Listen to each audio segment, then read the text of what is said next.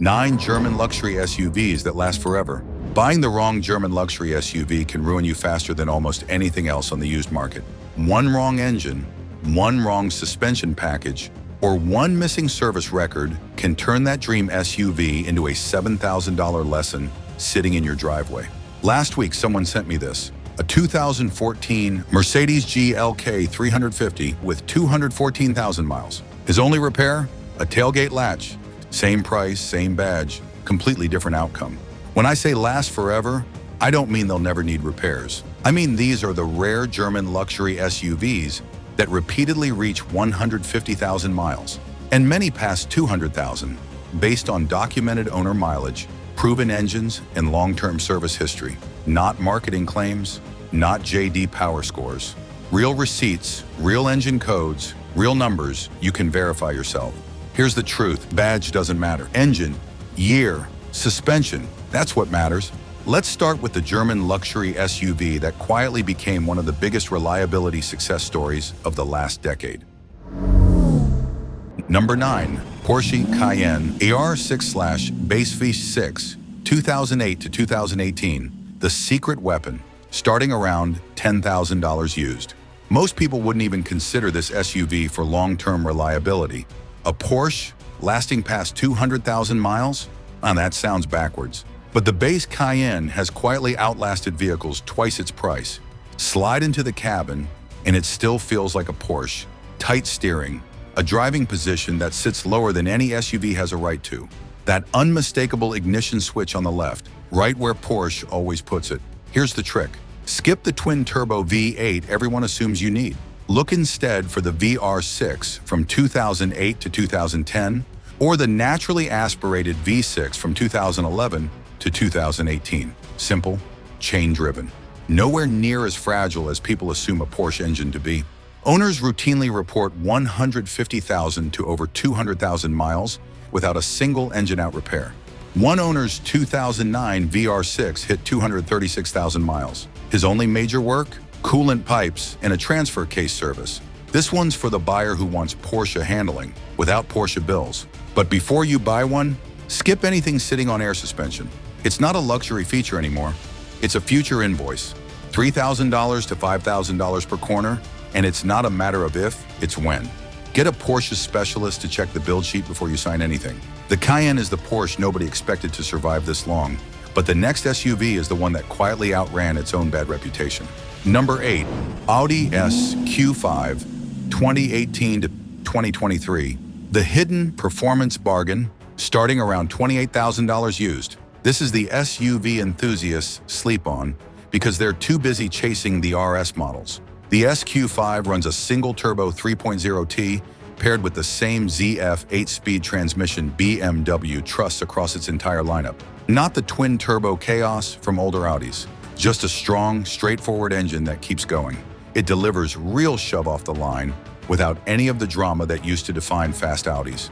Owners report 150,000 plus miles with nothing more dramatic than scheduled maintenance. This is the pick for the driver who wants genuine performance, but refuses to pay M or AMG level repair bills. There's one version I'd never touch. Anything missing cooling system records.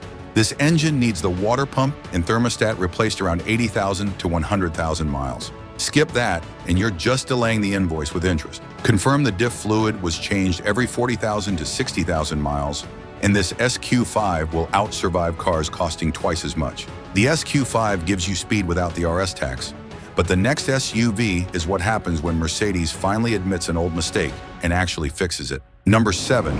Mercedes-Benz ML350 W166, 2012 to 2015, the fixed one, starting around $14,000 used. Mercedes actually corrected their mistakes with this generation, and almost nobody talks about it. The ML350 runs the M276 V6, smoother and simpler than the AMG V8s from the same era. But the real secret isn't the engine, it's the suspension. Step inside and there's a hush at highway speed that older Mercedes SUVs never quite managed. The kind of cabin silence where the loudest thing you hear is your own turn signal. Look for coil springs, not airmatic. Coil spring ML350s regularly cross 200,000 miles as steady, uneventful highway cruisers. Airmatic versions can hit you with a $4,000 to $6,000 suspension bill without warning. This is the pick for the long-distance driver who wants three-pointed star comfort without the electronic suspension gamble. Check the build sheet before you buy. Same badge, same dealership, completely different financial outcome depending on 4 letters on a sticker. Coil or air. The ML350 proves Mercedes can get it right. But the next SUV is the reason mechanics stopped calling BMW unreliable. Quick gut check before we continue. If you had to daily drive one of these for the next 150,000 miles, the BMW Inline 6, the Audi single-turbo V6, or the Mercedes naturally aspirated V6, which one are you trusting? Drop your answer in the comments. I'll read the best ones. Because coming up, the rivalries only get tighter.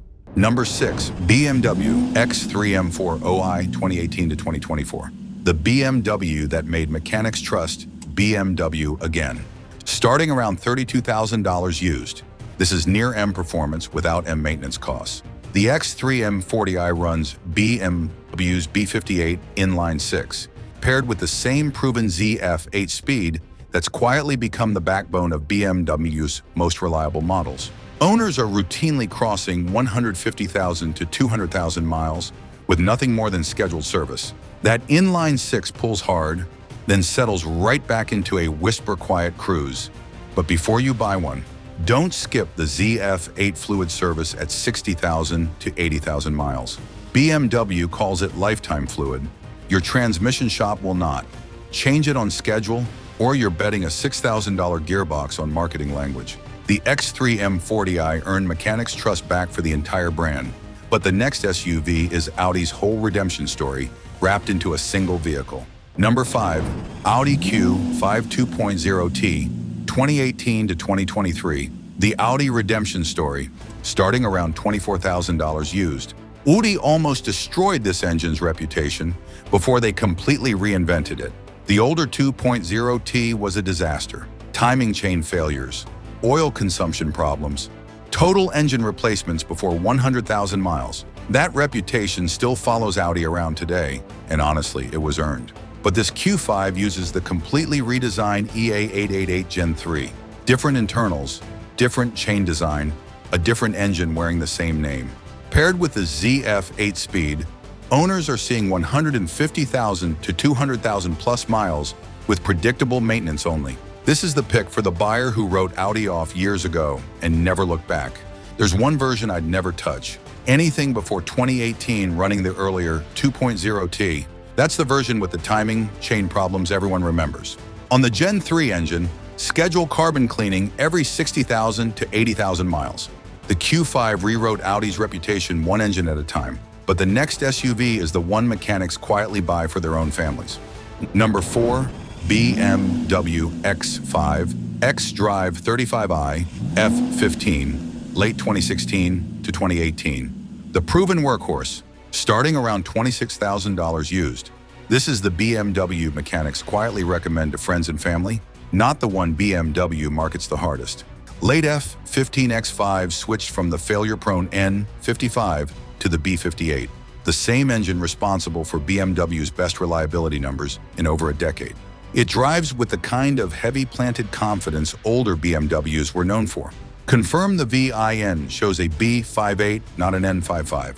Some late 2016 models still shipped with the older engine. Stick to steel springs, not air. Service the ZF8 on schedule, and this X5 will run past 200,000 miles at a fraction of the price of a newer G05. Remember, the badge tells you nothing here.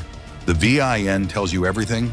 The F15 X5 is the smart buyer's secret, but the next SUV takes that same reliability and adds something nobody expects from a Porsche.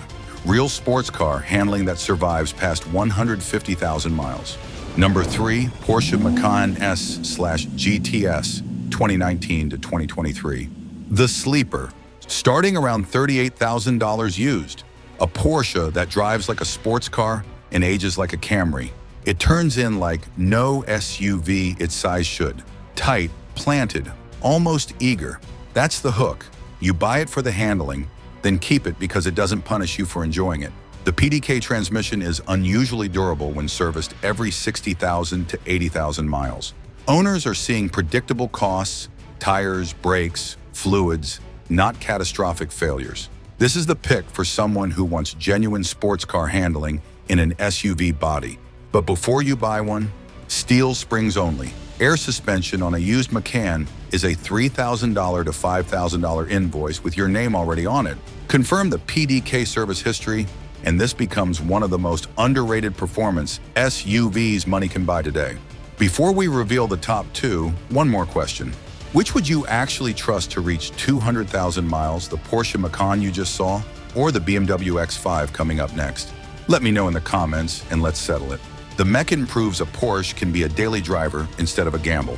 But the next SUV is the one BMW's own technicians buy with their own money. Number 2, BMW X5 xDrive 40i G05 2019 to 2026. The Mechanic's X5, starting around $34,000 used. If you ask 10 BMW technicians which modern BMW they'd buy with their own money, this answer comes up again and again. The B58 and ZF8 combination has owners regularly crossing 150,000 to 230,000 plus miles. Consumer Reports even ranks the 2026 X5 as more reliable than average in its entire class. It still feels expensive after the warranty ends and starts without drama, while newer SUVs are waiting on sensors and suspension parts. There's one version I'd never touch. Skip the older N63 V8 models entirely. Timing chain issues, turbo failures, and heat-related problems appear like clockwork after warranty. Stick with the 40i, service the ZF8 every 60,000 to 80,000 miles, and skip the air suspension entirely. The G05 X5 is BMW's modern proof that they finally got it right. But the next SUV is the one that started this entire video, and it's about to prove that simplicity beats everything else on this list. Number 1, Mercedes-Benz GLK350 2010 to 2015, the Old Warrior, starting around $10,000 used. Remember the GLK from the beginning of this video? A 2014 model, 214,000 miles, one tailgate latch. That's the entire repair history. It is not flashy, it is not modern, but there's something almost peaceful about a cabin that has nothing left to prove. No massive screen begging for attention, no sensors waiting to fail, just simple switches that still click the way they did the day it left the factory. The GLK shares its bones with the E-Class and skips almost all the complexity that kills modern luxury SUVs. No turbochargers to fail, no air suspension to collapse, no dual clutch transmission to nurse along. Look for the 2012 to 2015 models. Those run the M276 V6, the smoother, more reliable engine.